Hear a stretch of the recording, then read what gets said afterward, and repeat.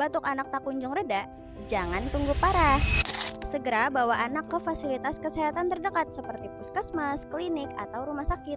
Di sana, dokter bisa mencari tahu penyebabnya, apakah hanya batuk biasa atau berpotensi terkena penyakit serius seperti tuberkulosis atau flek paru pada anak. Ingat ya, semakin cepat anak diperiksa, maka potensi untuk sembuhnya juga semakin cepat dan semakin besar. Follow akun ini untuk informasi berikutnya. Anak sehat, minum Enzatos.